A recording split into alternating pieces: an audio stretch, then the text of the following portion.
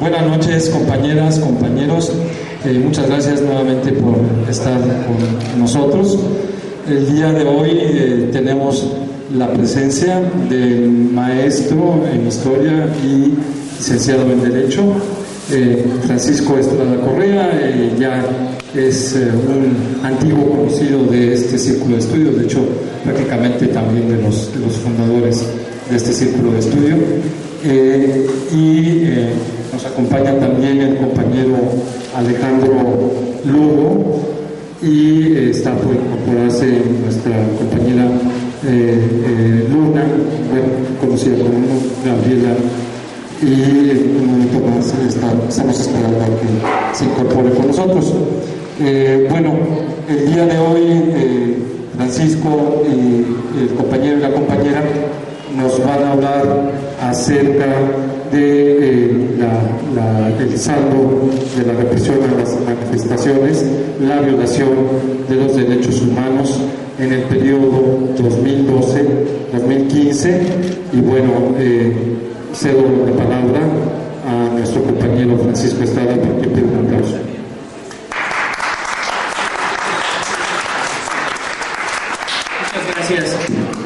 Muchas gracias por permitirnos compartir con ustedes un esfuerzo que ya tiene 5 años, un trabajo que ha involucrado el compromiso, la solidaridad y la unidad de las víctimas de las detenciones arbitrarias en la Ciudad de México con motivo de marchas.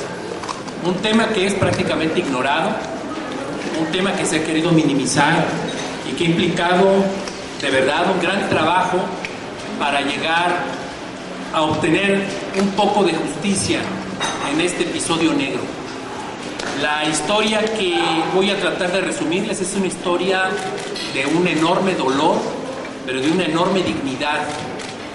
Jóvenes que por el solo hecho de manifestarse fueron víctimas de represión, de violencia extrema, de detenciones arbitrarias evidentes, de violaciones al debido proceso, de sentencias amañadas para calificarlos como culpables y de una criminalización absurda, burda, enorme, a través de los medios, que todavía persiste y que castiga una ideología política, el anarquismo, y que castiga la protesta social.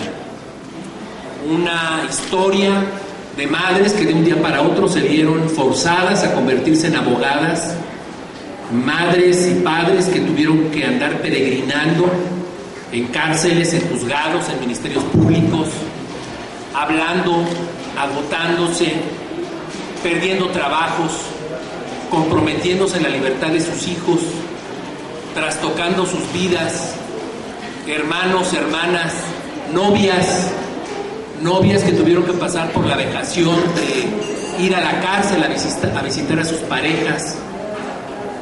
Es la historia de un esfuerzo por que haya justicia en esta ciudad y porque no se olvide que aquí, entre 2012 y por lo menos 2015, se implantó un sistema represivo que condenó la protesta y la manifestación como si fueran delitos.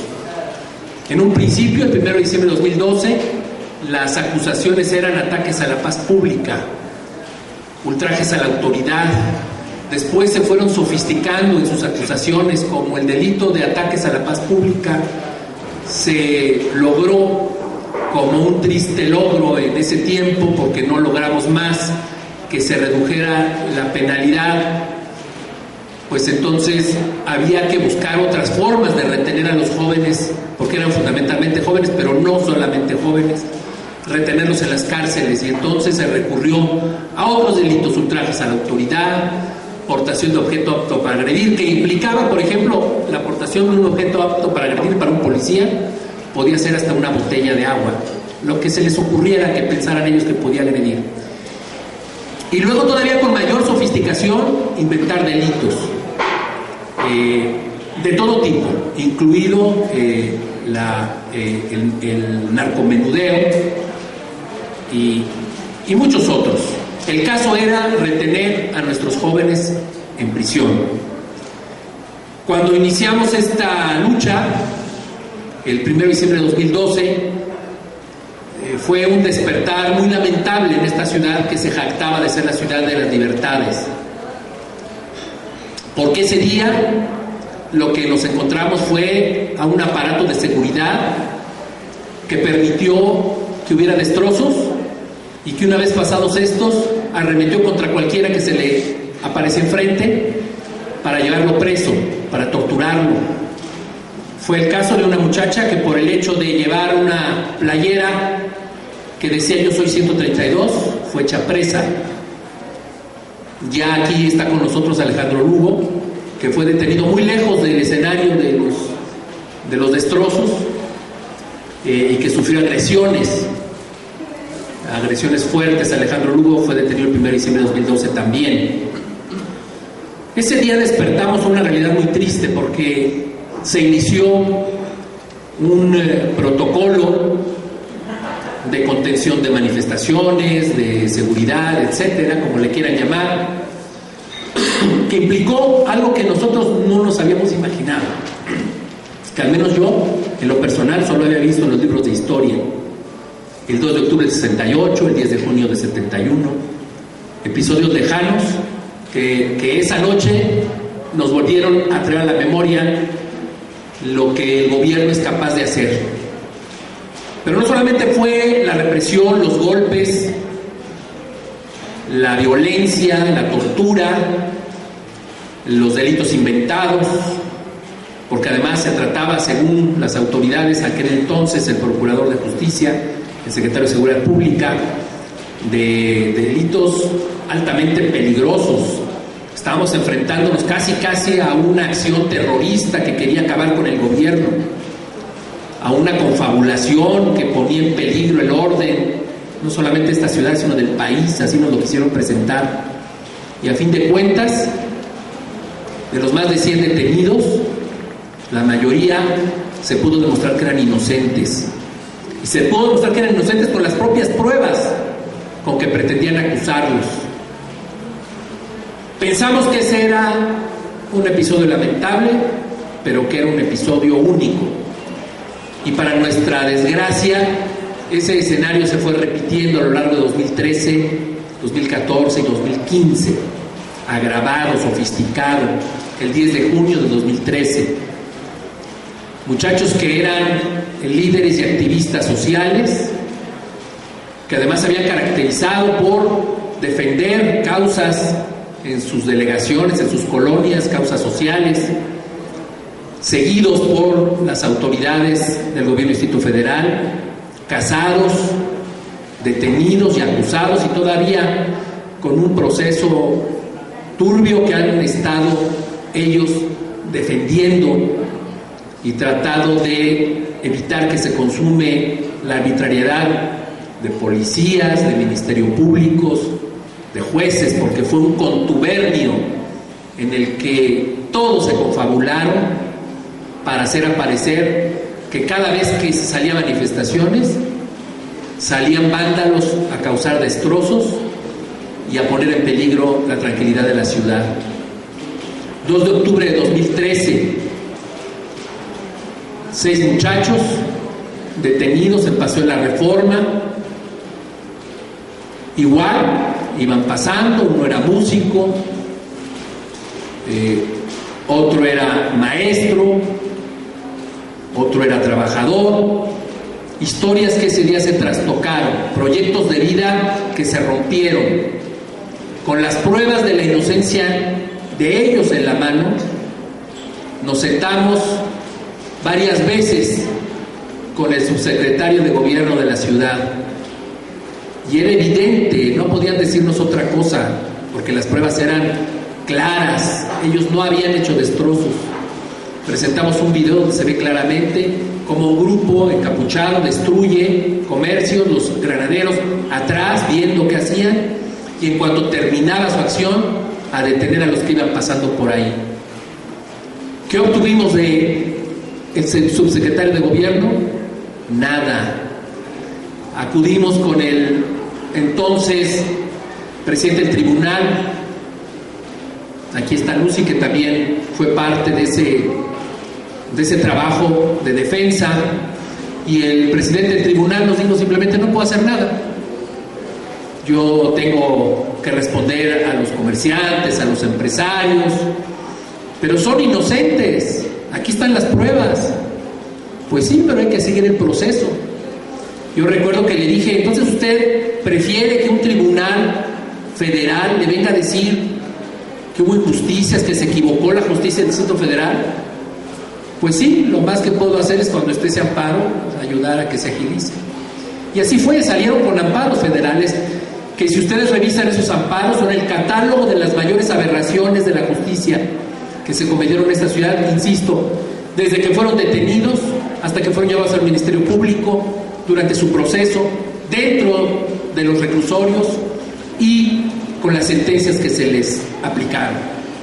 Un contubernio sucio y asqueroso que nos hizo agotar todas las instancias. Aquí está también Alejandro, que fue parte de la defensa del 10 de junio y de otros jóvenes, que nos llevó a muchos.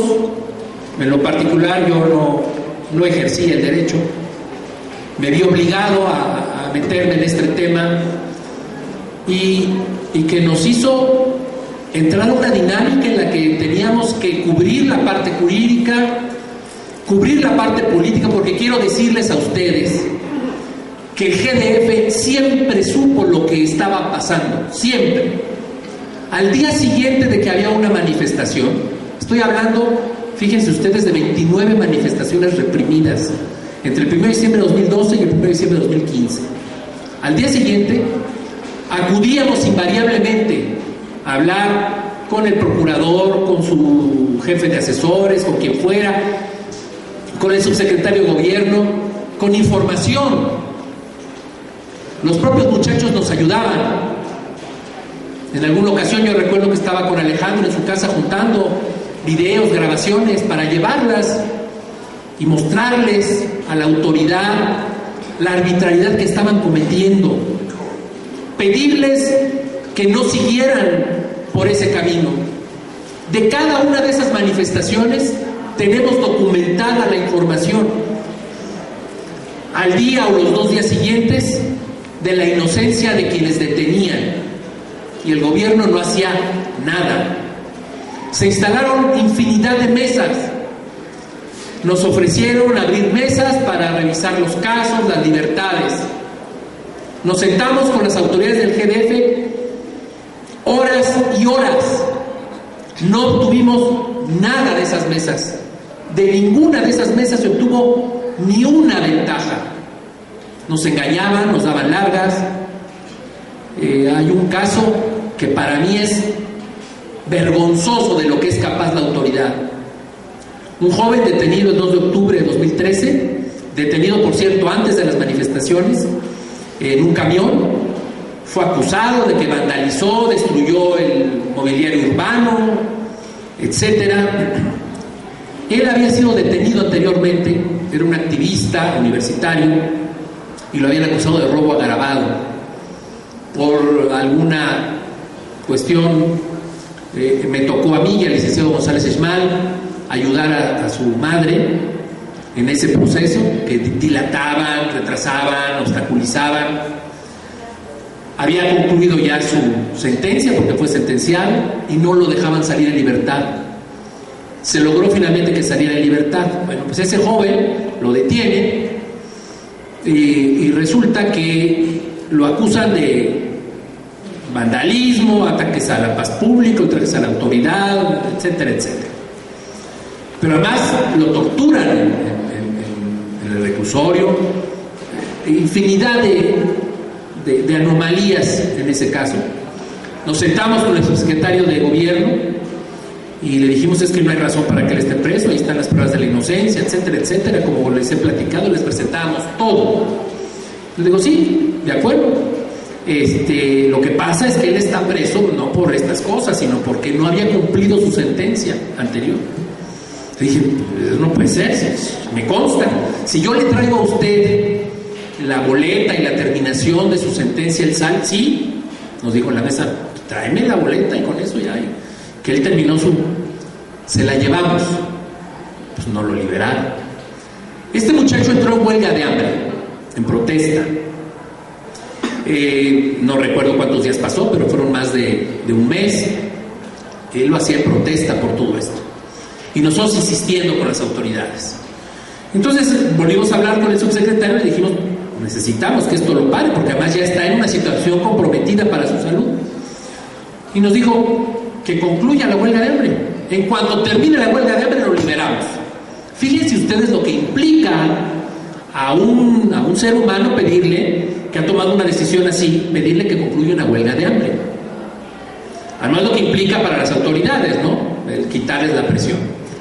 Pues hablamos con él, con su novia, con su familia, y aceptó levantar la huelga de hambre. ¿Y saben qué pasó? No lo liberaron. Así de cínico se portaba. ¿Saben por qué salió? Por un amparo federal.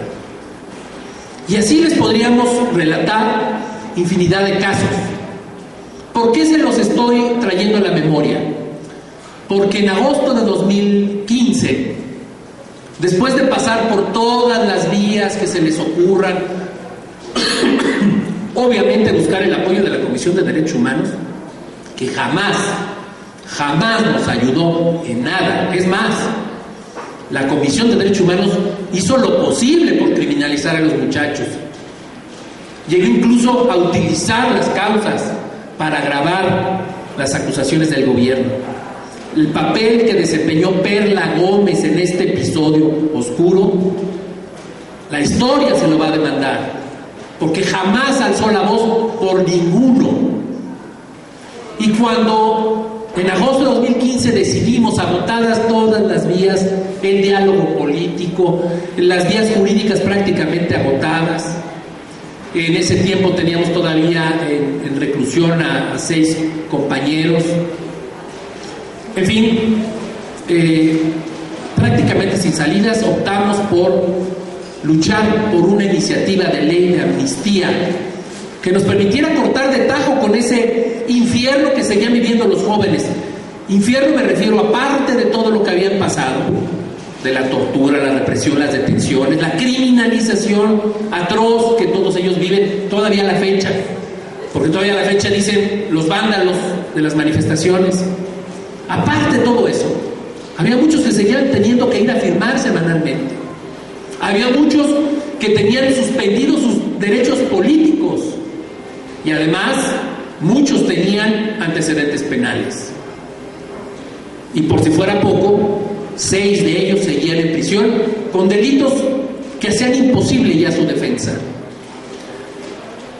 Nosotros optamos entonces por la vía de la amnistía, que es además la vía más, vamos a llamarle, tranquila en relación con el gobierno, porque finalmente es una concesión en la que es el olvido de los delitos lo que nos permite acceder a la justicia. En agosto de 2015 emprendimos una tarea legislativa.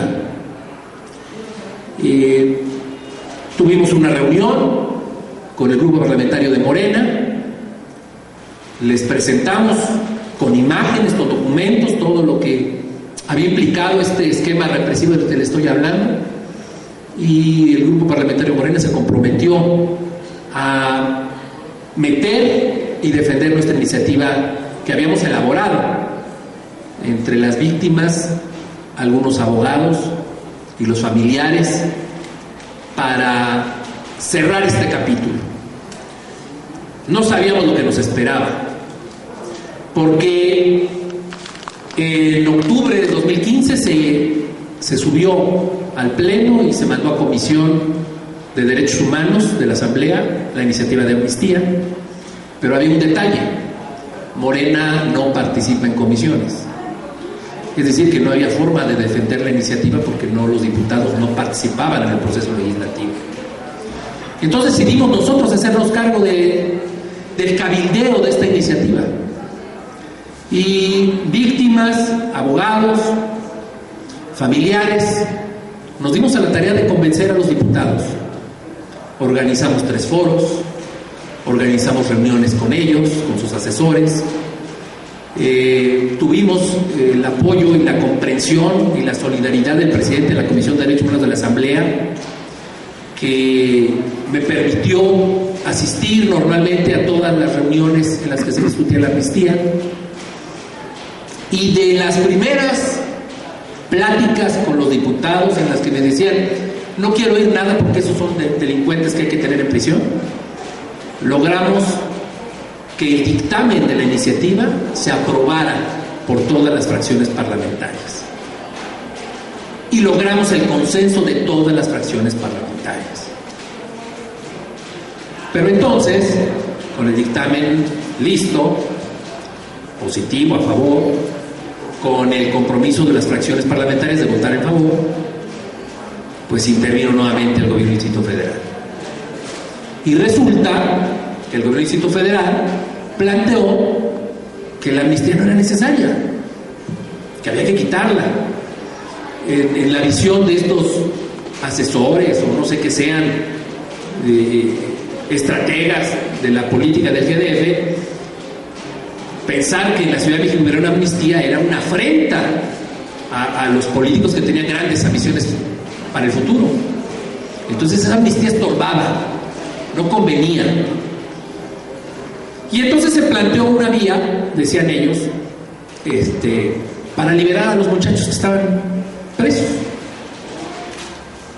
Cuando tuvimos una reunión allí en la sede del ayuntamiento, yo les decía: si ustedes me dicen otra vía distinta, la que se les ocurra, la que quieran, que nos dé la libertad de los muchachos, pero también la liberación de estar firmando semanalmente, el que recupere sus derechos políticos y el que no tenga antecedentes penales, adelante. No, me dijo el consejero jurídico del gobierno del Distrito Federal, me dijo: no, vamos por partes, porque además 500, ¿de dónde salen 500? No, eso no existe.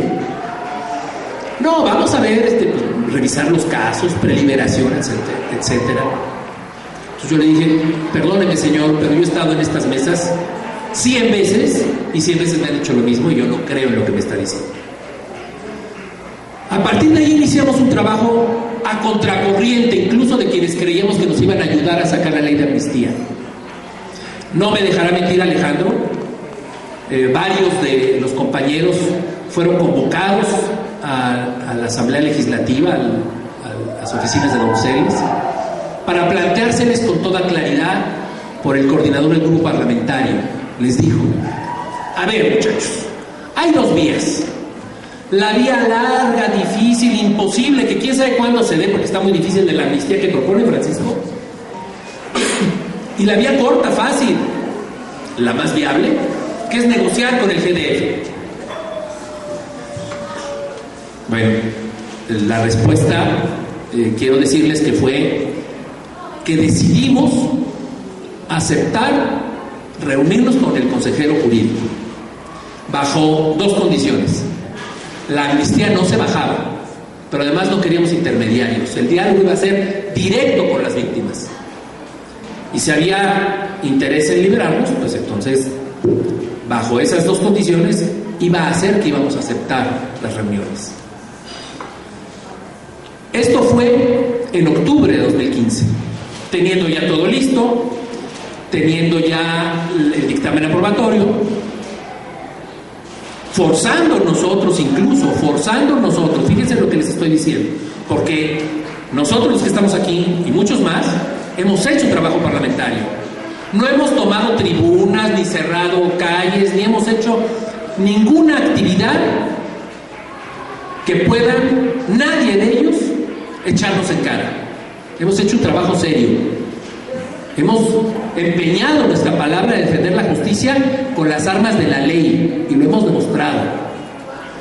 Pues ese día nos dieron la sorpresa, 27 de octubre de 2016, que nos metieron moción suspensiva de la iniciativa de amnistía. Los partidos negociaron una moción suspensiva, según ellos, para dar tiempo a que el gobierno del Distrito Federal liberara a los muchachos y entonces la amnistía no fuera necesaria.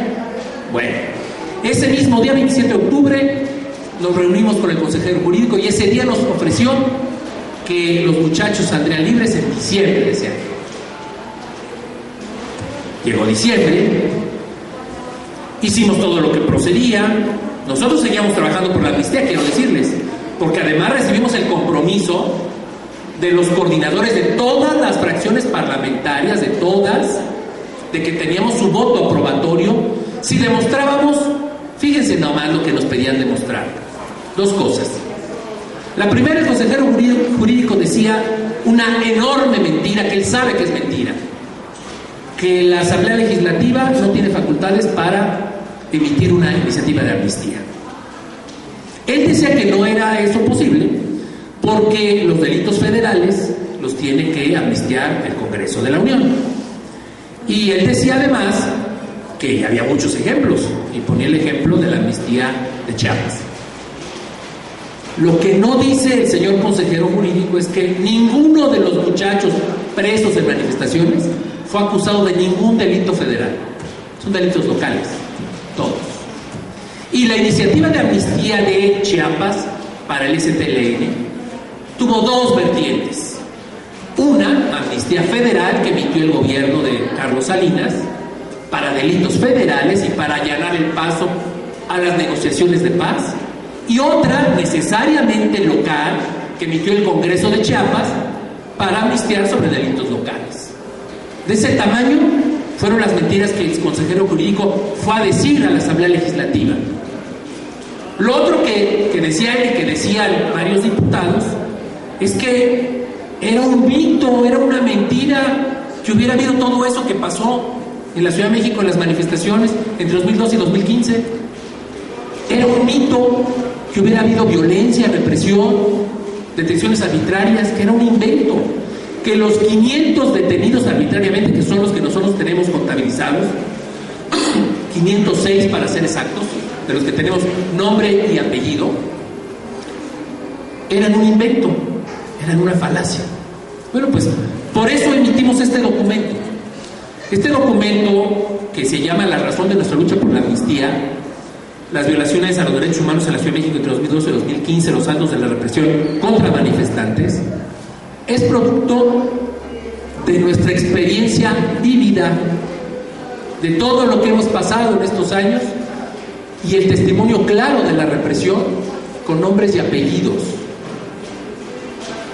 ¿Por qué? Porque la presidenta de la Comisión de Derechos Humanos llegó al grado incluso de descalificar públicamente la amnistía. Porque a pesar de que le pedimos varias ocasiones reunirnos con ella, en una ocasión incluso la abordamos en la entrada de la Asamblea Legislativa en Donceles, jamás tuvo la dignidad, ya no digo otra cosa, de recibirnos. Pero además se dedicó a obstaculizar la amnistía. Hizo un trabajo subrepticio y abierto de las dos formas para obstaculizarnos en nuestro trabajo. No teníamos aliados en este esfuerzo. Hemos tenido muy pocos aliados. Hoy, gracias a la unidad que este movimiento, que es muy heterogéneo, que no es como pensar el gobierno planteaba que todos eran una serie de confabulados que pertenecían al anarquismo y que todos estaban de acuerdo. Esa es una gran falacia. Muchos de los muchachos y de los adultos que han participado en todo esto ni siquiera se conocían. Lo único que los ha unido ha sido la lucha por la búsqueda de la justicia. Tienen formas de pensar muy diferentes, tienen incluso objetivos diferentes y hasta visiones de aplicación de la justicia diferentes. Y sin embargo, en este caminar tan largo, porque son 5 años, porque el 1 de diciembre de 2012 que empezamos con poco más de 100 detenidos arbitrariamente, pues el recorrido ha sido ir sumando injusticias, víctimas, la unidad de todos nosotros, la firmeza, el no cansarnos frente al agotamiento de la mentira y el engaño, porque la apuesta del gobierno siempre es a que nos cansemos, a que nos agotemos, a que nos desgastemos, a que se olvide y para recordarles que existen las más de 500 víctimas y que existen los 29 eventos represivos en manifestaciones, emitimos este documento. Es un documento que además conlleva un gran compromiso, porque muchos de los nombres de esos muchachos no tenemos, y mucho menos el gobierno tiene el derecho de pronunciarlo. Son víctimas. Si hemos emitido este documento, ha sido para demostrar a la sociedad el tamaño de la represión, el tamaño de la injusticia que ha prohijado este gobierno y que tenemos que cerrar ese capítulo. Hoy, muchos diputados, muchos funcionarios del GDF están ya haciendo maletas con sus carteles en la bolsa y sus pancartas y sus volantes, porque aspiran a ser candidatos. Bueno, el jefe de gobierno aspira hasta a ser presidente de la República, imagínense. Y esto pasó en la ciudad y no se quiere reconocer que pasó. Y tenemos la obligación de hacer recordar lo que sucedió para que se haga justicia. Ese es nuestro reclamo. Por eso estamos todavía en pie. Por eso seguimos hoy en la Asamblea Legislativa haciendo ese trabajo. Por eso seguimos reuniéndonos. Hoy quiero decirles, ya tenemos un nuevo dictamen para la iniciativa de amnistía. Ese dictamen, por cierto, fíjense ustedes, tiene 88 cuartillas. ¿Saben lo que significa un dictamen de 88 cuartillas? Que es inédito. Pero fue de 88 cuartillas porque decidimos responderles todas sus mentiras, todos sus argumentos. Ahí está resumido, porque si nos fuéramos a más, este solo documento es una parte, todas las falacias que dijeron para frenar la ley de amnistía. Ahí está listo el dictamen. Está la palabra de los diputados de todas las fracciones parlamentarias de que van a dar el voto. Y nos prometieron que lo van a hacer en este periodo. Estamos esperando que hagan honor a su palabra. Nosotros, repito, hemos hecho trabajo parlamentario. Nos hemos metido a cabildear las víctimas, las mamás, los papás. Nos hemos metido a dialogar con los diputados. Hemos organizado foros. Hemos acudido con organizaciones de la sociedad civil que se han solidarizado con nosotros a agotar todos los argumentos que se les imagine a ustedes para sustentar algo que es muy simple. Esta ciudad necesita justicia y le debe algo a más de 500 víctimas de detenciones arbitrarias en manifestaciones que no podemos dejar pasar por alto. Y no nos vamos a cansar. Aún si nos fallan, seguiremos batallando. Hoy esperamos que la Asamblea Legislativa suba la iniciativa nuevamente, se apruebe el dictamen y tengamos esa ley, que es la única forma de cerrar este capítulo que le ha costado mucho, no solamente a 500, sino a los que están detrás de esos 500, a sus mamás, a sus papás, a sus hermanos, a sus hermanas, a sus novios, a sus novias, a sus amigos. Ese es el tamaño de la injusticia que se ha cometido en esta ciudad. Y yo quisiera darle la palabra a Luna Flores, Gabriel Hernández Arreola, víctima de reiteradas violaciones a sus derechos humanos. Hola, buenas noches. Perdón por llegar tan tráfico.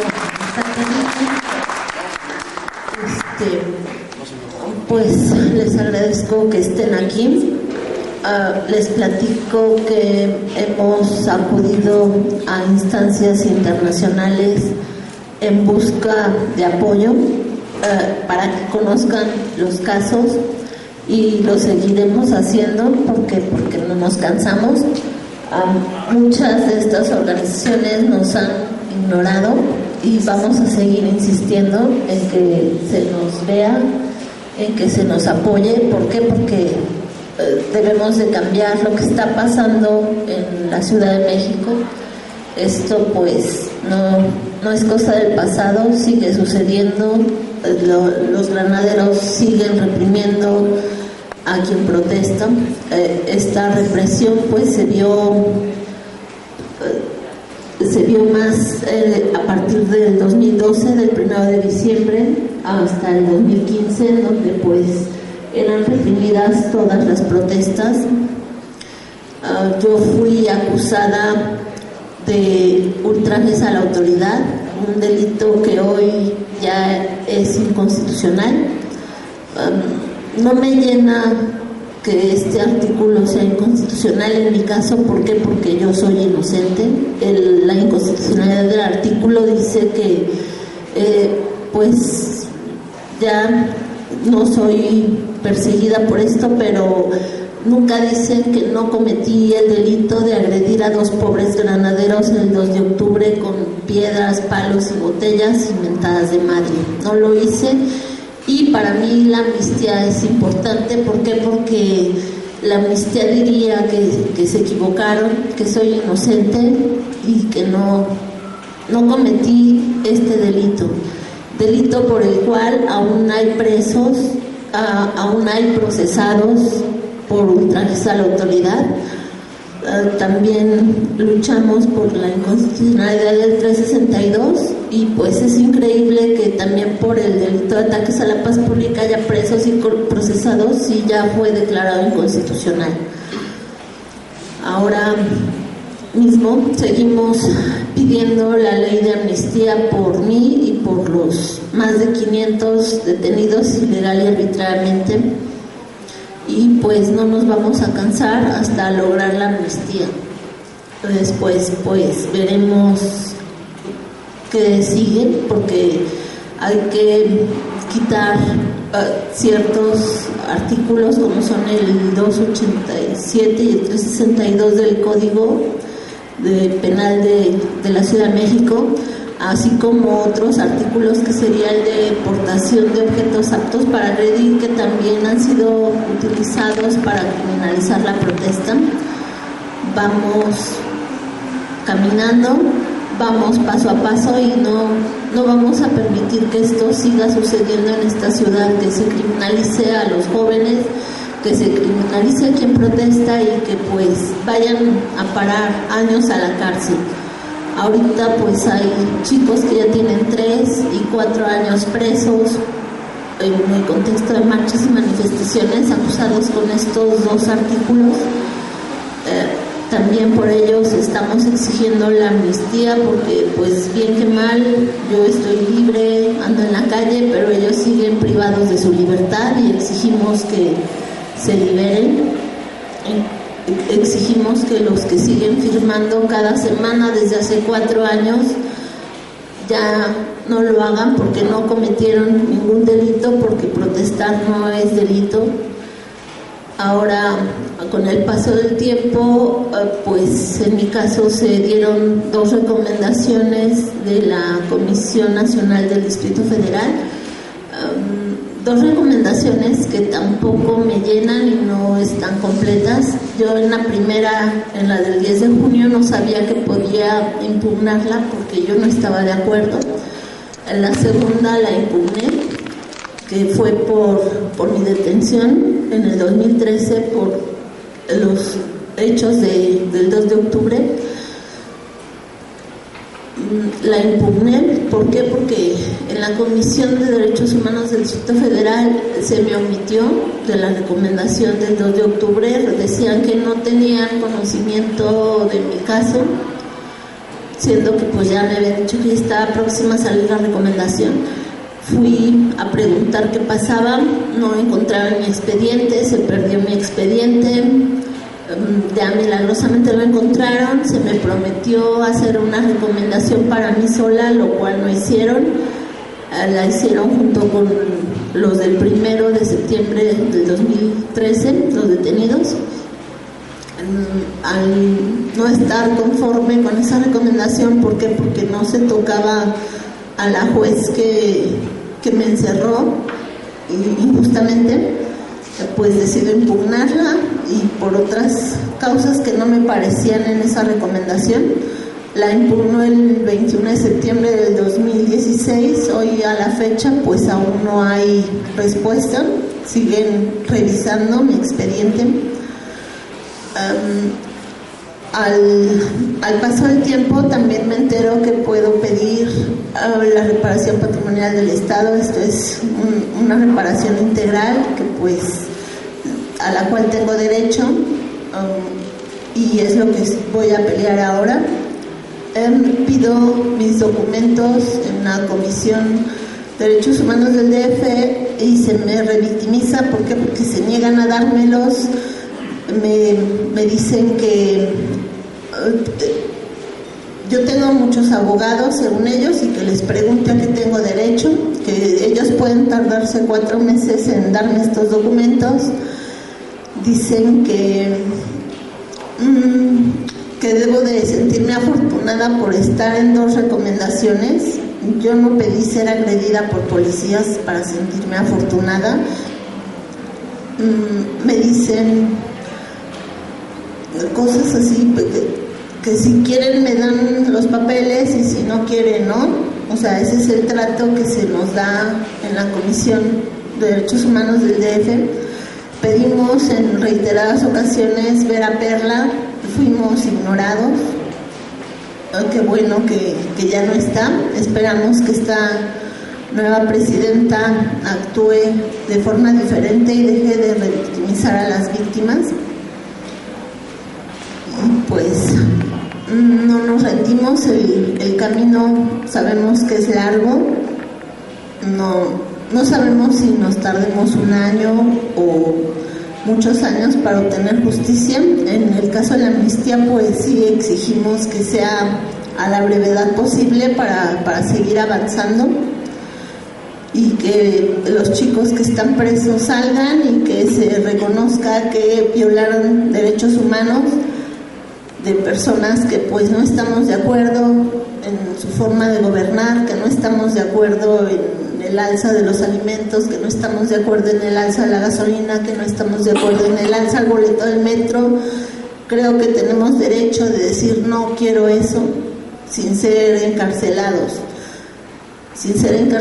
con acusaciones falsas, porque pues no pueden decir que nos encarcelan porque protestamos, porque no hay ninguna ley que lo prohíba, y por eso es que nos inventan delitos y por eso es que siembran pruebas, y pues no queremos esto en la ciudad. Que yo sí pidiera que los verdaderos delincuentes estén en la cárcel y no gente como nosotros que defendemos derechos humanos y que defendemos un mejor país, una mejor ciudad, por lo menos. Ahorita pues la delincuencia ha crecido enormemente y hay gente inocente presa y los delincuentes en la calle. Eso es lo que exigimos del gobierno, que se nos proteja y no que nos encarcelen solo por pedir una vida digna, que es lo que hemos pedido desde siempre. No somos delincuentes y pues exigimos que los diputados ya voten la ley de amnistía. Es una ley de amnistía que estamos pidiendo para inocentes porque es el último recurso que nos queda. Ya se les terminaron sus recursos legales y no nos cansamos y pues seguimos, y ojalá la gente sepa que somos inocentes, porque eso es por lo que yo pido la amnistía para mí, para que se me reconozca que no cometí los delitos de los cuales me han acusado. Gracias.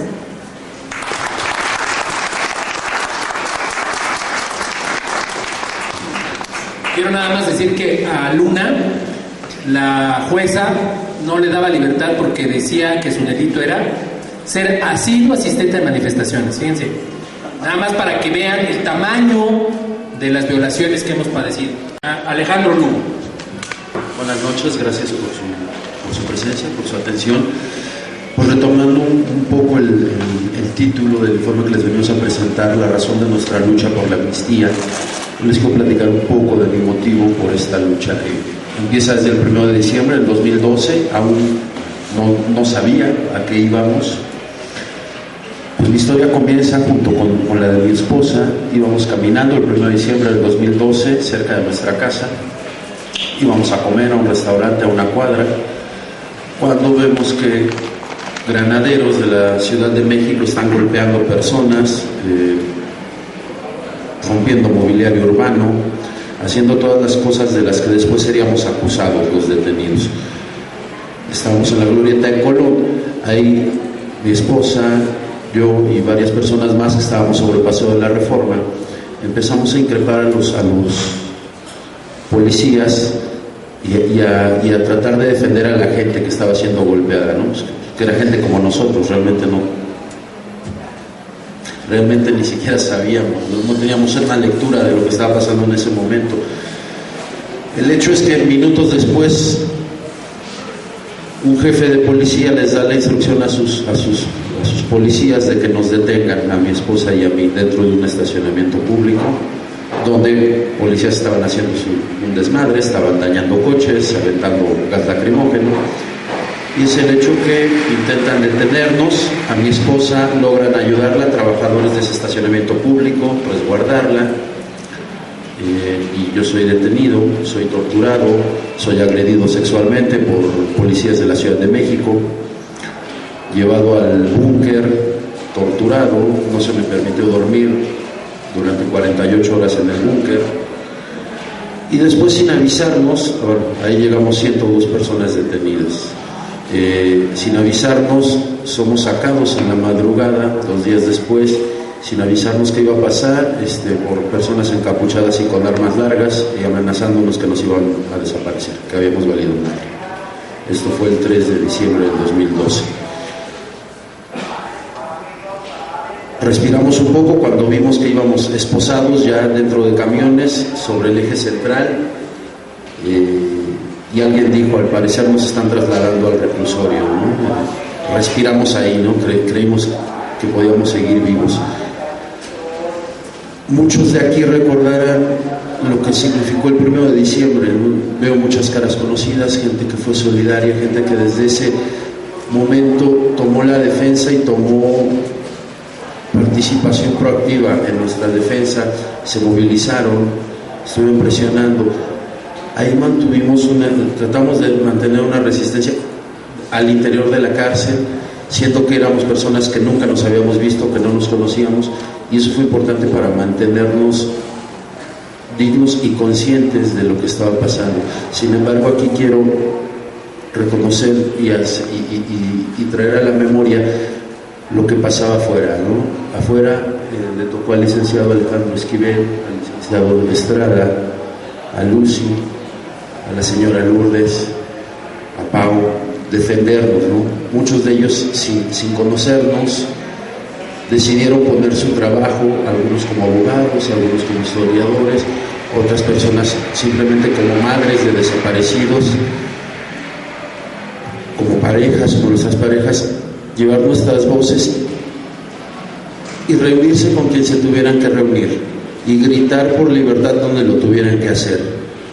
Moverse de la Comisión de Derechos Humanos en el sur de la ciudad al reclusorio norte, luego de ahí a la Condesa con compañeros solidarios que ponían sus insumos de trabajo a órdenes de nuestras familias para buscar pruebas de nuestras detenciones, de nuestra inocencia, de reuniones al Tribunal de Justicia con el pendejo perdón por Elías Azar, ya se fue, después de su tercer periodo, el hijo de la chingada,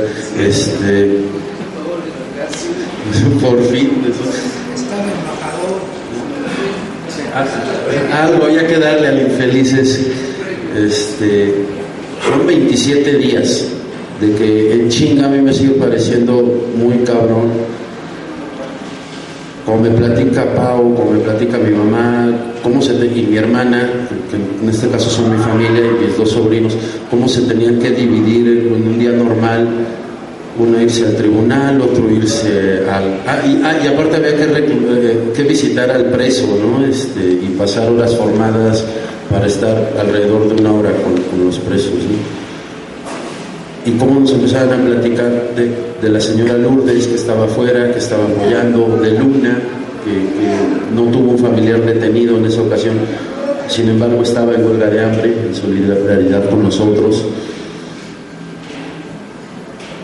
Esta lucha de afuera pues dio resultado. El 27 de diciembre, el 26 en la tarde, logra modificarse el delito de ataques a la paz pública, que es el único que nos imputaron en esa ocasión. Les recuerdo, este delito de ataques a la paz pública es el equivalente a terrorismo en el Código Penal Federal. Sigue subsistiendo por accidentes represivos y de lo ciego que es el gobierno de la ciudad, sigue subsistiendo en el Código Penal para la Ciudad de México bajo el nombre de ataques a la paz pública. En ese entonces era un delito grave, tenía una penalidad, si mal no recuerdo, hasta 30 años y más la mitad si era agravado en pandilla, que era nuestro caso. Entonces pues nuestra expectativa era 45 años, ¿no? Irnos a chingar. Y eso nos lo hicieron saber todos, ¿no? Policías, desde el Ministerio Público, o sea, ustedes vienen por terrorismo y se van a chingar 45 años, ¿no? Se aderezaba con ver las declaraciones en televisión de Marcelo Ebrard diciendo que ya habíamos confesado, que éramos anarquistas, que habíamos sido pagados y que él instruía en ese momento al procurador Almeida, en ese entonces, Jesús Rodríguez era procurador en ese entonces, para que, obviamente, pasándose toda autonomía de poderes por el arco, que instruía al procurador de que nos imputara el delito de ataques a la paz pública y que nos íbamos a chingar a 45 años. Esta lucha que hicieron logra modificar el delito, el tipo penal 362, y modificarse, pasa a ser un delito no grave. Ese mismo, al siguiente día se publica en la Gaceta para efectos inmediatos. Al otro día, pues bueno, lo recibimos en el reclusorio, estábamos en huelga de hambre, nos aventamos más de 24 horas en los pasillos, en los famosos túneles de los reclusorios. Pues quien no haya conocido, pues recordará que hay un chingo de cucarachas, humedad, pues que toda la banda de allá adentro pues no tiene otro objetivo que estarnos chingando y darnos la despedida. Fueron 24 horas muy duras. Trasladaron a la compañera Rita, ella estaba en el reclusorio femenil de Santa Marta, la trasladaron a la audiencia con nosotros, ella sola, la única mujer. Estuvimos unas horas con ella en los túneles, lloramos juntos, nos abrazamos y se la llevaron para liberarla de Santa Marta. Esa modificación fue importante porque fue el precedente de que algo se podía hacer. Creo que nadie esperábamos que se repitiera ese 1 de diciembre, pero pues su error. El 10 de junio pasó exactamente lo mismo, el 2 de octubre, el 1 de septiembre, 20 de noviembre, 8 de noviembre del 2014, 16, 5, 20 de noviembre. Wow, aquí están casi todas las fechas. Pues muchos de las caras de los compañeros que fueron detenidos, algunos de ellos ya no están, murieron, nunca se pudieron recuperar de la madriza que nos puso el gobierno de la ciudad. Muchos hoy no quieren seguramente que se toquen sus historias porque les siguen lastimando. Muchos de ellos, bueno, no muchos afortunadamente, han tratado de suicidarse. Algunos de ellos están en el exilio, tienen asilo político en otros países porque han sido vueltos a aprender, han sido torturados otra vez, han sido amenazados, sus familias han sufrido desarraigo social, han tenido que cambiar su lugar de residencia. Algunos de aquí están de fuga porque no lograron demostrar su inocencia y tuvieron la enorme fortuna de que el juez los dejara salir acusados de un delito no grave. No es una gracia, es lo que debería ser, pero sin embargo algunos de ellos acusados por un delito no grave siguen en el reclusorio y son los casos realmente emergentes, ¿no? Los compañeros que hoy, afortunadamente solo son 3, siguen en cárcel. sin saber mucho, desde ese diciembre del 2012, de lo que iba a pasar, decidimos primero como familia, Pau y yo, empezar a documentar. Más tarde conocimos más a Luna, a la señora Lourdes, aparte de los chavos detenidos, a sus familias, porque indistintamente cuando había manifestación salíamos con cámaras, salíamos con radios, salíamos con lo que tuviéramos a la mano para documentar detenciones y monitorear con colectivos, con organizaciones. Y es como se pudieron ir nutriendo incluso organizaciones como Comité Cerezo, como Amnistía, sobre las detenciones, ¿no? Todas estas organizaciones hoy nosotros podemos decir que tienen datos reales, porque nosotros, los detenidos, los exdetenidos y nuestras familias y la gente que siempre estuvo solidaria con nosotros, salió a romperse la madre a la calle, incluso algunos de ellos detenidos y acusados por portación de objeto apto para agredir. Sus cámaras eran los objetos aptos para agredir y eran por lo que jueces de la Ciudad de México los mandaron a la cárcel. Empezamos a hacer ese trabajo, pero no solo era documentar las marchas, después empezamos, nunca perdimos el abogado con los abogados solidarios que desde el 1 de diciembre llegaron y siempre estuvieron apoyando. No digo nombres porque son un chingo y la neta se me van a ir varios y el omitir a uno sería gravísimo, porque todos los abogados que han llegado a estos casos, wow, mis respetos eternos.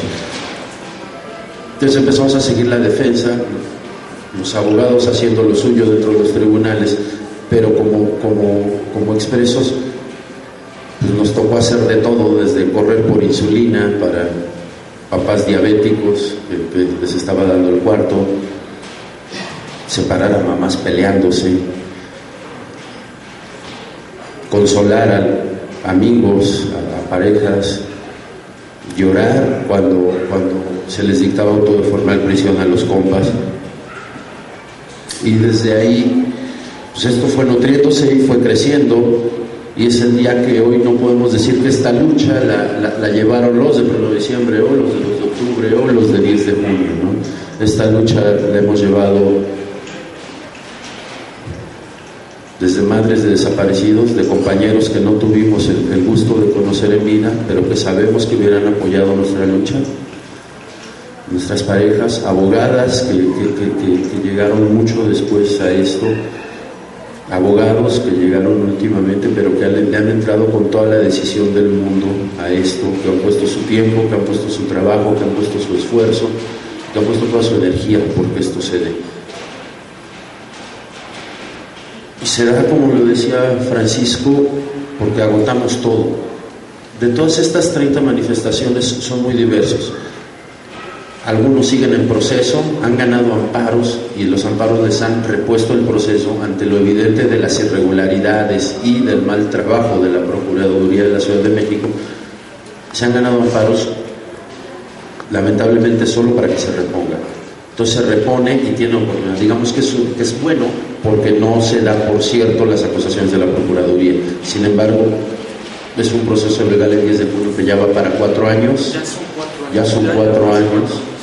De estar, o sea, no es nada bonito.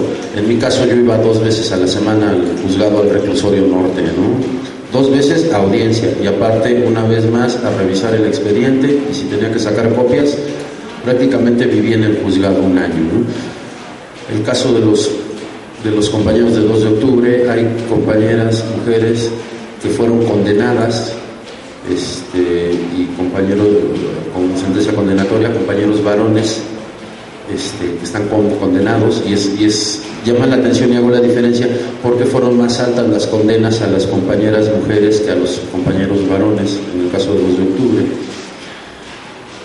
En el caso del 1 de diciembre del 2012 tenemos a un compa, el único a final de cuentas que salió culpable.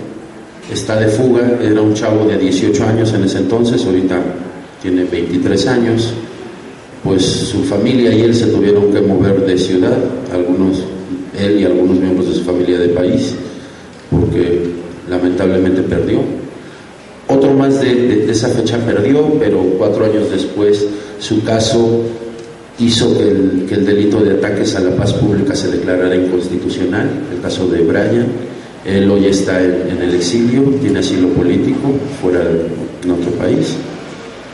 Está el caso de Luna, que también después de 4 años de estar en chinga se logró la declaratoria de inconstitucional del delito de ultrajes a la autoridad. Vamos, esta lucha no ha sido a lo pendejo, ¿no? Y no ha sido perder el tiempo. Se han ganado cosas. Sin embargo, pues tenemos toda una maquinaria perversa del gobierno de la ciudad, del PRD, del PRI, y lo sabíamos desde hace 6 años, ¿no? Desde el verano del 2012 sabíamos qué iba a pasar, ¿no? En diciembre del 2012, y sabíamos cómo nos iba a tocar la chinga, ¿no? Lo sabíamos en la teoría, ¿no? Porque pues la neta es que nadie esperábamos que nos tocara, ¿no? Nosotros ganamos esas pequeñas batallas, a final de cuentas de 500 detenidos, hoy solo hay 3 en cárcel. Sin embargo, tuvimos un protocolo de contención de multitudes de Mancera en el que autorizaba el uso de armas incluso legales contra multitudes, dependiendo del grado de peligrosidad que sintieran sus policías en la calle. Tuvimos una ley de movilidad donde se obliga a los movimientos sociales a reportar, a pedir permiso y a marcar ruta y horarios y asistentes cuando se va a salir a protestar a la calle, y sigue vigente. Tuvimos a Jesús Rodríguez Almeida, de procurador, de secretario de Seguridad Pública, y prácticamente renunció, ¿no? Después del operativo de 1 de diciembre del 2015, ¿no? Cuando ya fue inllevable las chingaderas que hizo en la ciudad, ¿no? Cuando en coordinación con la Policía Federal desalojaron el Zócalo el 20 de noviembre del 2014. Tuvimos a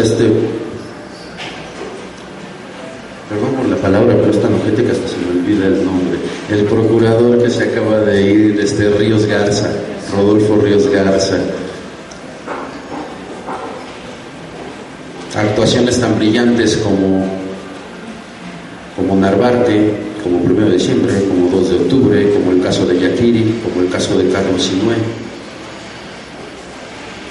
Nos podemos ir con caso tras caso de Ríos Garza, ¿no?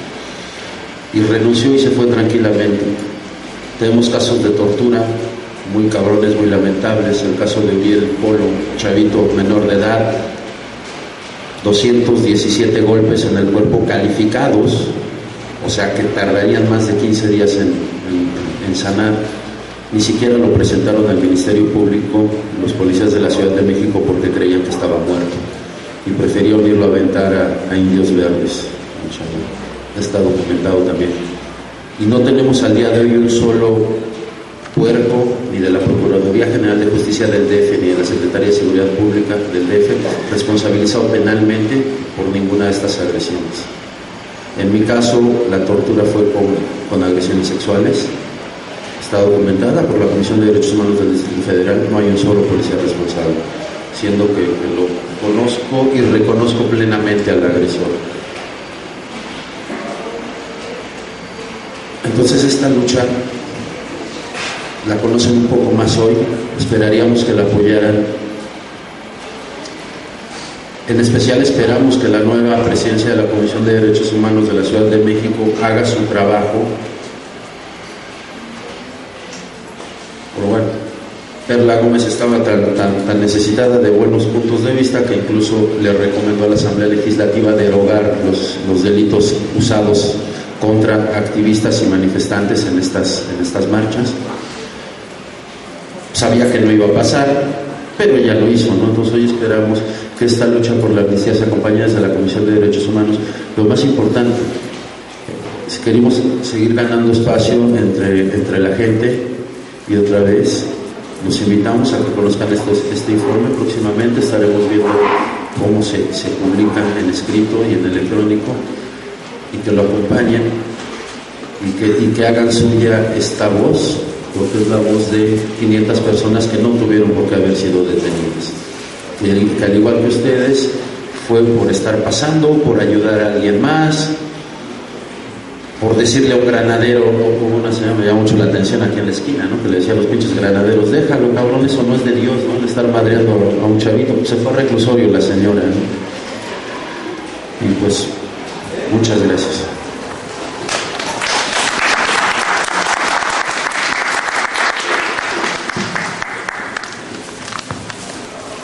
Perdón, bueno, si me permitía, aunque yo no estoy invitado a participar dentro del panel, pero hay algunas cosas que también me gustaría compartir con ustedes. En primer lugar, en cuanto a lo que comenta el compañero Alejandro, cuando fue el proceso de este cambio del tipo del artículo 362 del Código Penal, nosotros cuando estuvimos asistiendo a las distintas reuniones con las autoridades del gobierno del Distrito Federal, el ofrecimiento y la promesa que había hecho las autoridades del gobierno del Distrito Federal era la derogación de los artículos, no la modificación de este. Entonces, en ese sentido, nosotros nos sentimos engañados cuando esto ocurrió, y en mi muy particular punto de vista, lo que ocurrió es que existía una enorme presión, el hecho de que existieran personas detenidas por un delito equiparable al terrorismo, y esta enorme presión hizo que en un momento determinado lo que se hiciera fue el acortar la penalidad para que entonces pudieran ser objeto de la liberación y que no hubiera un estallamiento mayor del que existía en ese entonces.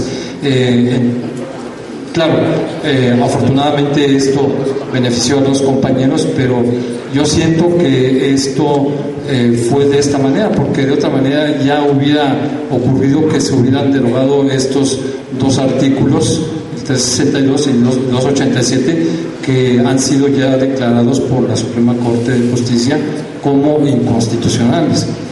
Eso por un lado.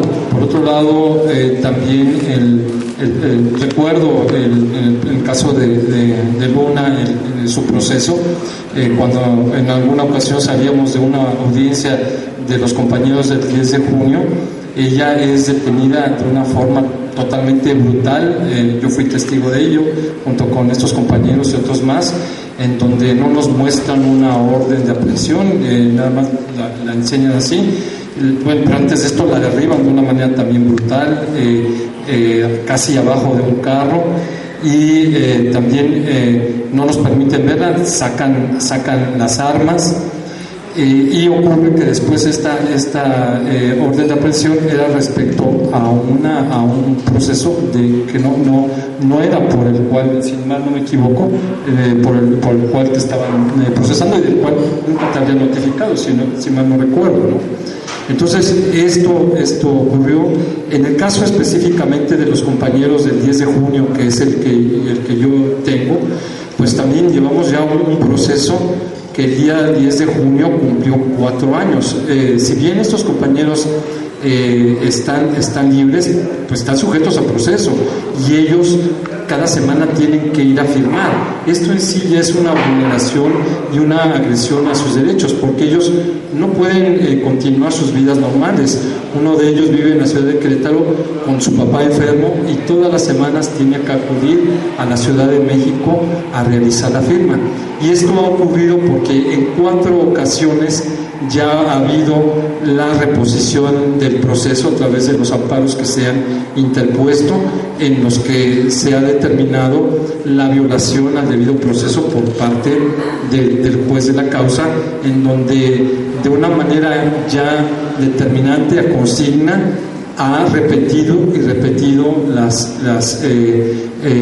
condenas hasta esta última resolución por parte de la sala, en donde curiosamente lo que ocurre es que hace caso a lo que dice la Suprema Corte de Justicia, en el sentido de considerar inconstitucional el delito de ultrajes a autoridad, pero no lo hace en relación al delito de ataques a la paz pública, siendo que las consideraciones por parte de la Suprema Corte en cuanto al principio de taxatividad, que se refiere a que no puede haber tipos ambiguos que permitan en forma discrecional por parte de la autoridad el encuadrarlos en el tipo. Y sin embargo, en el caso de 4 de los 7 compañeros todavía están sujetos a este delito de ataques a la paz pública. Hay una reducción de condena, pero ha sido el arrancarle a la Procuraduría y al juez de la causa estas sentencias, en donde actualmente pues tenemos un amparo en curso, en donde también vamos a reiterar lo que ya la Corte dijo en relación a este delito de ataques a la paz pública. Entonces, sí, efectivamente ha sido una cuestión reiterada por parte del Poder Judicial y de la Procuraduría de seguir criminalizando a los compañeros, a las compañeras. Francisco comentaba la cuestión de que sí, efectivamente le deben a los padres, a los procesados, pero creo que también a nosotros como sociedad, como manifestantes, nos deben un desagravio las autoridades, porque nosotros hemos sido parte y bueno, pues estamos próximos a un evento electoral que fue el que fue el detonante de esta situación que se vivió en el 2012 y que pues yo pensaría que inclusive no podíamos decir que estamos exentos de que esta situación se repitiera si permitimos que no exista un desagravio real por parte del gobierno y por parte de las autoridades. Bueno, es lo que yo quería comentar, perdón. Y bueno, pasamos a la sesión de preguntas. Si alguien quisiera tomar la palabra para que acompañar a los compañeros la respondan, aquí está el micrófono.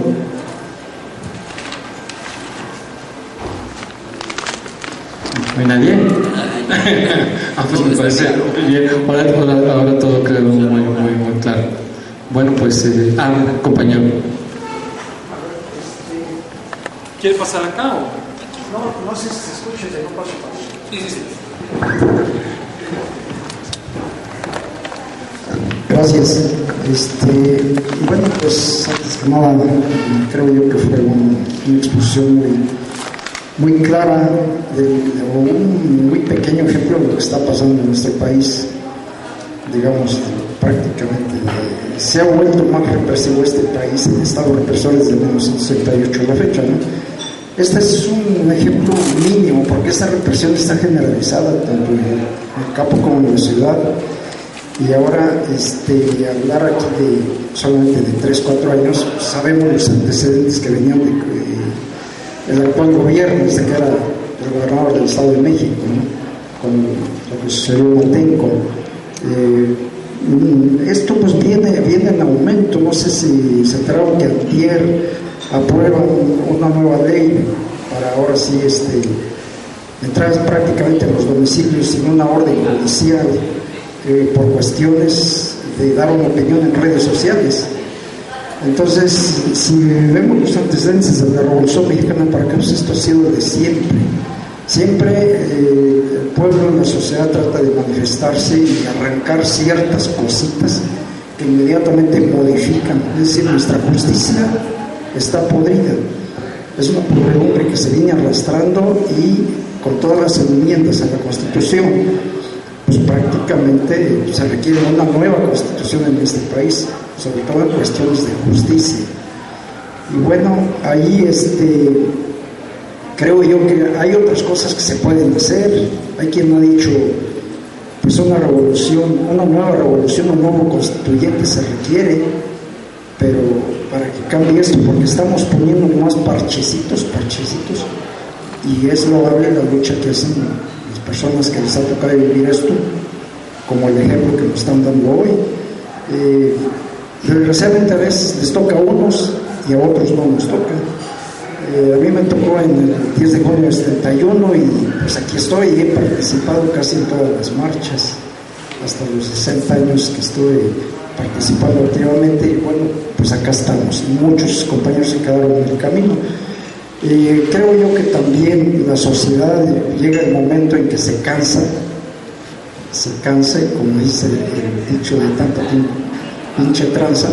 Pues yo pienso que ahora pues no tiene que pasarse el miedo, como alguien dijo por ahí del otro lado, y si no se necesita una nueva revolución por derramamiento de sangre, bueno, pues hay otras estrategias.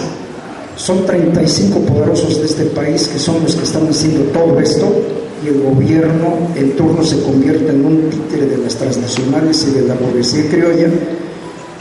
Pues yo creo que también se puede organizar de otra forma, como lo hizo en el 1970-80, ¿sabes qué? Pues también va para allá. Y a poco si se desaparecen los 30-35 poderosos de este país, al cáncer hay que cortarlo de raíz, porque de aquí en adelante, quién sabe qué le espera en las futuras generaciones. Es una cosa terrible. Porque cuando en la década del 70-80, cuando empieza a bajar la tasa de ganancia del capital financiero internacional, se acaba el estado del bienestar creado por Keynes del 29-33, pues viene otro sistema y dicen, bueno, pues ahora lo que está en juego es la producción, y la generación de conocimiento es peligrosa para esta sociedad capitalista, y entonces hay que hacer otra cosa, y lo están haciendo, privatizar el conocimiento, y uno es a través de la represión para que la gente no abra los ojos. Entonces son pueblo mal informado, mal educado, con poca cultura. Pues desgraciadamente es un trabajo titánico el que se ha hecho, como lo que han mencionado los compañeros que están al frente, y son infinidad de casos que tenemos. Yo creo que se pierde así en la memoria de lo que ha venido sucediendo. Se hace una relatoría de hechos desde que prácticamente actúa en este país un Estado represor. Gracias.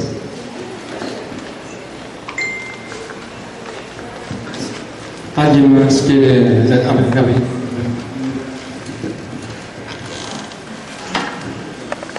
Buenas noches a todos.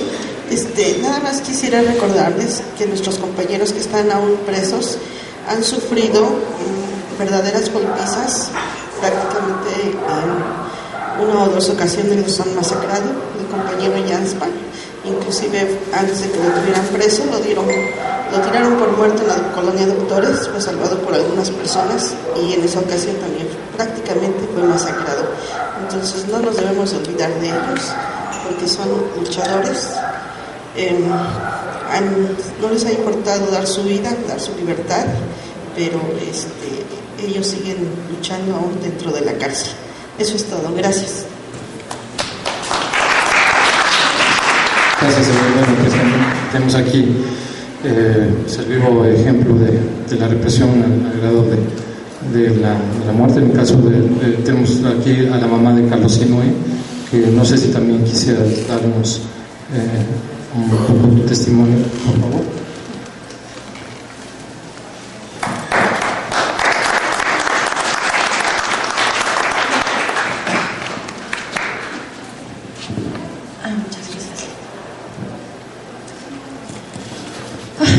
Pues buenas noches.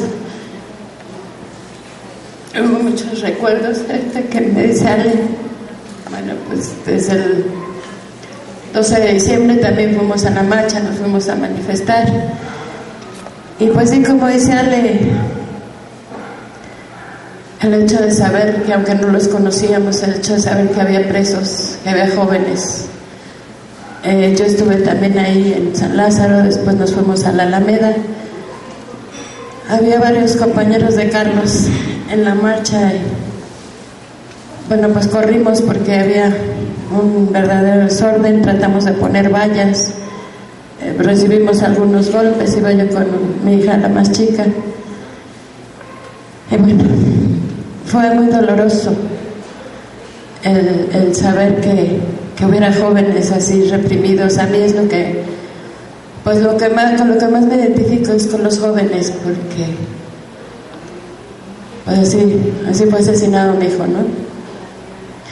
Efectivamente, creo que durante estos 6 años, desde que asesinaron a mi hijo, me he adherido a muchas luchas, una con la intención de difundir el caso de mi hijo, la otra es con la conciencia de que somos ciudadanos, de que somos seres humanos, de que somos madres, de que somos parte de esta sociedad, de una herencia que me dejó mi hijo, porque siempre me decía que tenía que seguir luchando. Yo fui activista joven cuando estaba en la vocacional, y mi hijo siempre me decía: ¿cuándo te vas a regresar a luchar, madre? Porque, bueno, pues como madre asumí el papel de sacarlos adelante. Tercero de mis hijos me costó mucho trabajo porque tenía enfermedades, tenía déficit de atención, había que atenderlo en terapias, y yo le dije a Carlos: dame chance de sacar adelante a tu hermano y después me integro a la lucha, hijo. A Carlos era activista, era luchador social, era tesista de la Facultad de Filosofía. Él ya trabajaba como profesor, ya había acabado su carrera, no se había titulado, pero ya trabajaba como profesor. Carlos participó en la huelga del 99-2000 como estudiante de la Facultad de Filosofía. Acabó la carrera, después regresó al activismo en marzo del 2008, cuando asesinan a los jóvenes en Sucumbíos, Ecuador. Eran sus compañeros de la Facultad de Filosofía. Regresó, formó parte de los activistas que acompañaron a sus padres. Participó en varias actividades cuando fue la extinción del ESME, de los trabajadores del ESME. Acompañó pues infinidad de luchas cuando se hicieron foros para los pueblos que estaban despojando, los cuales estaban despojando de sus tierras, como San Juan Copala, como Atenco, también participó con ellos. Bueno, infinidad de luchas, aparte de las que se organizaban ahí dentro de la universidad. También estuvo en un movimiento que se estaban organizando trabajadores, estudiantes y académicos en la UNAM, en el EPA que le llamaban. Y bueno, Carlos durante 2 años, a partir del 2009 al 2011, fue criminalizado por medio de volantes. Enviaban correos a varios compañeros. Fue criminalizado diciendo que era un militar infiltrado, que era un narcotraficante. Sabemos que esta forma sistemática del gobierno, del Estado, para criminalizar a los jóvenes que son activistas, que están luchando, que son peligrosos para ellos, pues no porque sean peligrosos, sino porque los consideran peligrosos por ser personas que están conscientes de la situación que prevalece en el país, dentro de las facultades, dentro del mismo, de los trabajadores, de los movimientos de los trabajadores, de los campesinos. Guácala. Ay, perdón, no lo puedo evitar. Me dan asco, cerdos malditos. Y bueno, sí, además creo que lo compartimos. Bueno, durante 2 años, del 2009 al 2011, fue criminalizado mediante estos volantes. Fue acosado por Auxilio UNAM. Auxilio UNAM cotidianamente lo estaba molestando, no le permitía. Carlos era de la Facultad de Filosofía, él tenía una camioneta en la cual a veces la prestaba para poder ir a traer instrumentos para algún evento político. Esto sucedió el día 20 de noviembre del 2009. Fue a traer un equipo de unos jóvenes porque iban a hacer un evento político-cultural para darle la bienvenida a la generación de ese semestre. Y bueno, fue entregado por Auxilio UNAM a la policía. La policía dijo, cuando lo llevó, bueno, fue detenido con otros 2 chicos que eran los dueños de los instrumentos. A ellos los dejaron ir, a Carlos lo llevaron a Álvaro Obregón y los policías declararon que había sido detenido solo. Bueno, fue así como empezaron a criminalizarlo, a estarlo denostando. Cuando muere Carlos, yo consigo esa bitácora que fue llevado a Coyoacán junto con los otros 2 jóvenes. Sin embargo, los policías que lo llevan a Álvaro Obregón, a Lumán, dicen que fue detenido solo. La fiscalía, sabiendo que están los documentos, pues no hace nada. O sea, es una forma de ir criminalizando para preparar los asesinatos de los activistas. Hay una serie de anomalías, como por ejemplo, hay un video del día 26 de octubre del 2011, que es cuando asesinan a Carlos, donde están trabajadores, fue cerca de un Oxxo, están trabajadores del Oxxo están platicando porque tuvieron un inventario. En ese momento escuchan los balazos. Los trabajadores en su declaración dicen que pensaron que eran cohetes, pero que uno de los trabajadores le dijo, no son cohetes, son balazos. Se asustan mucho, se meten corriendo al Oxxo, cierran la puerta. Esa escena se ve clarita en el Oxxo. En ese mismo instante se ven luces de patrullas. Entonces, para mí es una ejecución extrajudicial. O la patrulla estuvo ahí para asesinar a mi hijo, o estuvo ahí para vigilar que lo asesinaran. Carlos fue asesinado con armas de uso exclusivo del Ejército y de la Fuerza Armada. Dentro de una de las bitácoras también está el apellido de un militar, el militar Hernández, de la primera zona militar. Y bueno, el Ministerio Público no quiere investigar eso. Dice que la señorita de la radio, la que recibió la llamada de auxilio, dice que a veces llaman los militares para saber si pasó algo, ¿no? A mí me llama la atención cómo los militares pueden estar tan al pendiente a las 11:10 de la noche de que suceden algunos asesinatos, ¿no?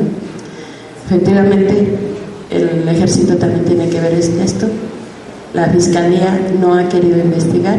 También hay la presencia de un policía del Estado Mayor Policíaco que está ahí en la glorieta de Insurgentes. Es Insurgentes 136 o así. Bueno, este policía llegó de civil. Dice que él su declaración dice que él fue a investigar el grado de delincuencia que hay en la zona.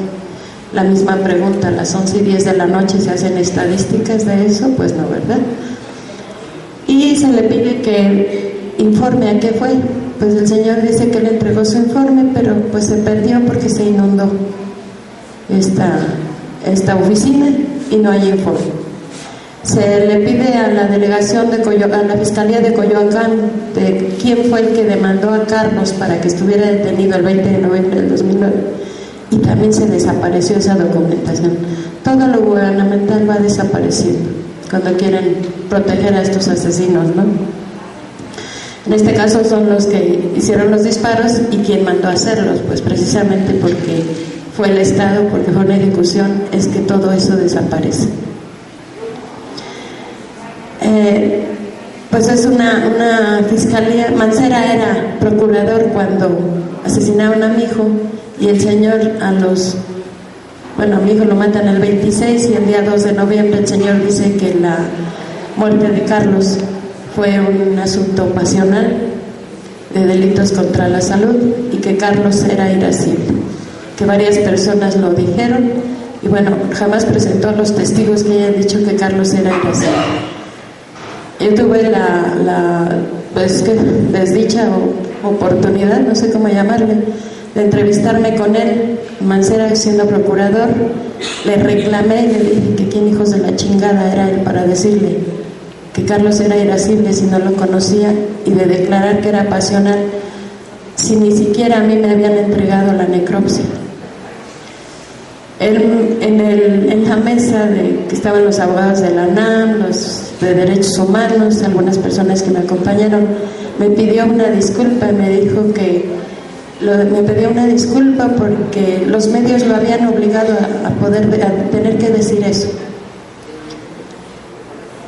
Pero de ahí no pasó. Yo le dije que no le creía, que yo quería una investigación real, que se abrieran todas las líneas, sobre todo el entorno político de Carlos, porque era un activista y un luchador social.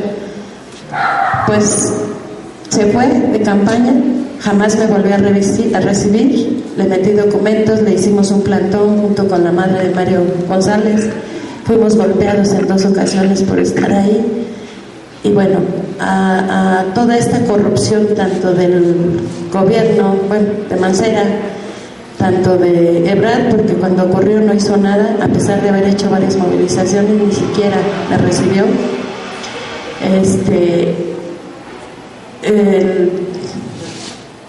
La Fiscalía de Homicidios, el que está ahora de procurador, era fiscal cuando asesinaron a mi hijo. Rodríguez Almeida, que estuvo de procurador, se quedó de procurador cuando se fue Mancera.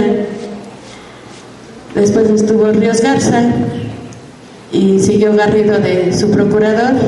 Ahora tenemos de su procurador en premio a hacer sus estupideces y sus enjuagues al licenciado Marco Enrique Peña, que era el fiscal que estaba después de Garrido. Ahora ya se lo llevan de procuradores, así como los van premiando cuando hacen sus porquerías, cuando se prestan a tapar estos casos de asesinatos políticos, como el de Narvarte, también está en la misma fiscalía.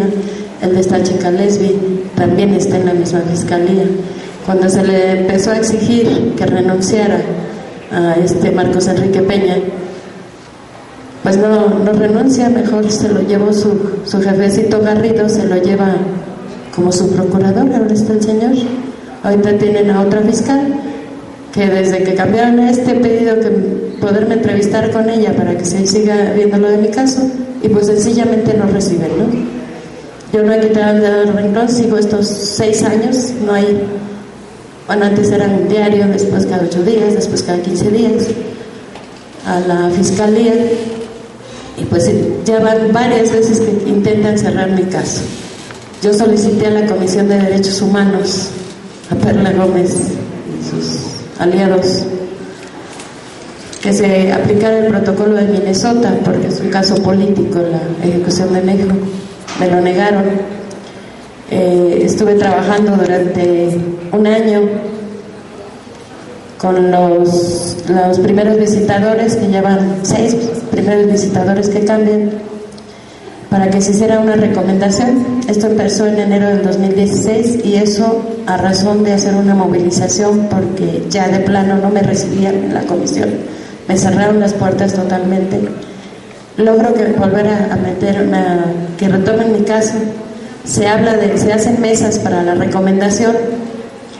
Estas empiezan en enero del 2016 con el licenciado Gabriel Santiago. Cambian a Gabriel Santiago de primer visitador. Se queda la licenciada Ivette Huerta. Continúan las mesas, me costó trabajo que se retomaran los acuerdos, y concluyen el día 6 de octubre. El día 6 de octubre se acaban las mesas y me dicen: se va a hacer la recomendación, deme 2 semanas para que en la agenda de Perla pues se le pueda dar la fecha. Pasan las 2 semanas, me dice que le dé otra semana. A la tercera semana le hablo, ya la habían cambiado, ponen a Yolanda Ramírez, que es la que está ahorita, y resulta que ella me dice, enviado desde diciembre, y eso mediante un documento que tuve que ir a meter, una comparecencia exigiendo que me diera respuesta, porque ya habían pasado 6 semanas, y me dice que no hay recomendación, que únicamente tengo que conciliar con la Procuraduría. En 3 ocasiones me reuní con ella. Desde la primera, que fue el día 12 de diciembre, le dije que no aceptaba ninguna conciliación, que yo no tenía nada que conciliar, y yo lo que quería era que se hiciera la recomendación. Pues me la negó y me dijo que entonces concluía el caso. Esto fue el 20 de diciembre, perdón, la última reunión con ella. Me amenazó. Como no consiguió convencerme ni le permití que me estuviera hostigando,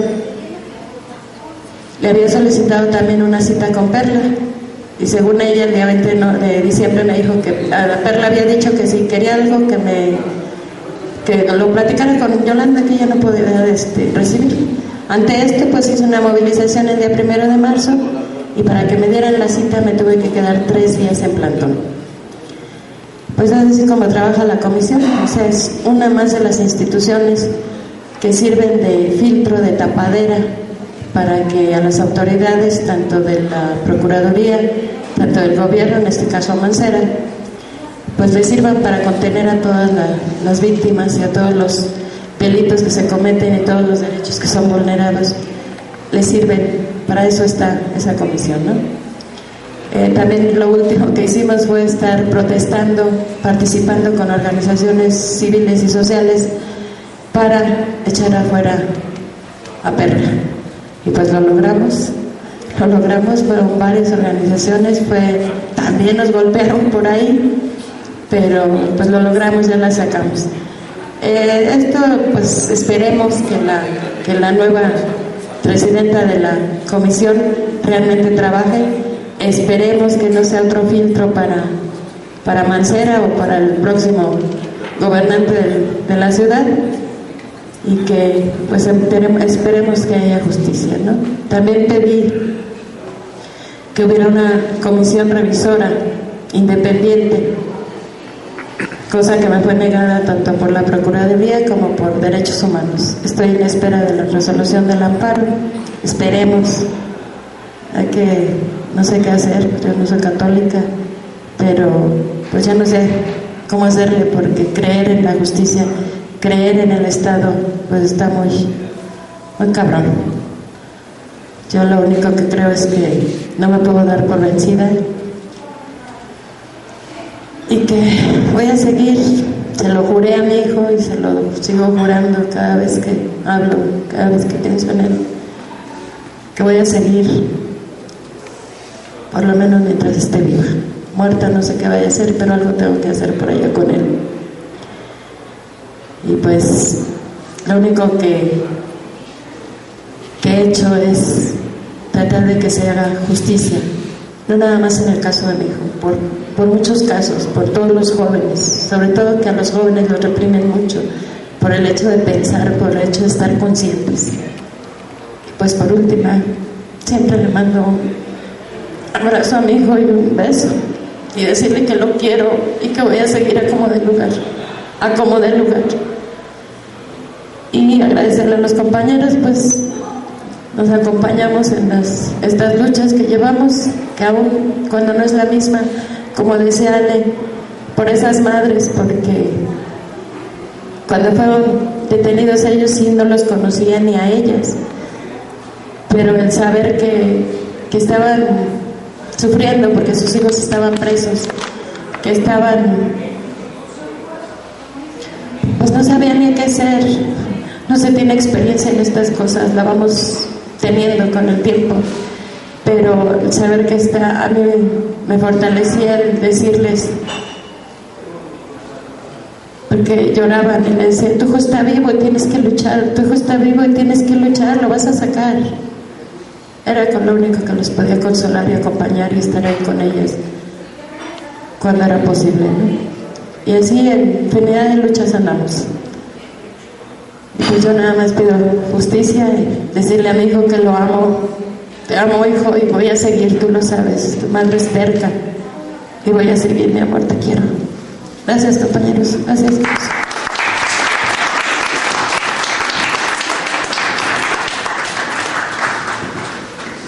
Bueno, pues muchas gracias, compañeras, compañeros, a todos, a Francisco, a Luna, a Ale, compañera también, a todos ustedes, a Jorge, que nos permite semana con semana este espacio.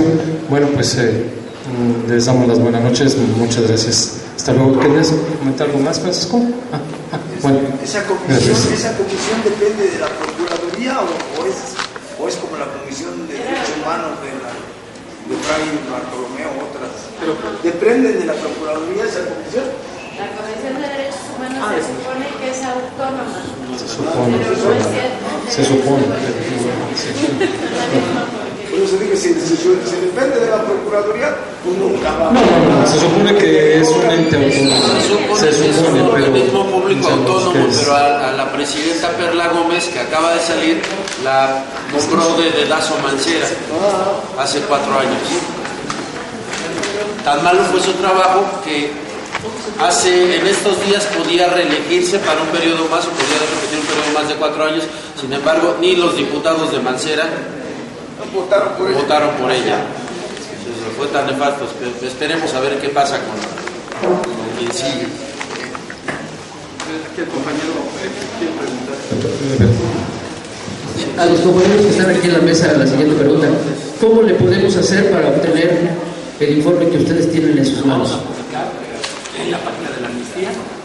Y mire, no lo estamos haciendo totalmente público porque estamos en el proceso legislativo y porque los compañeros que están ahí mencionados merecen nuestro respeto y son víctimas.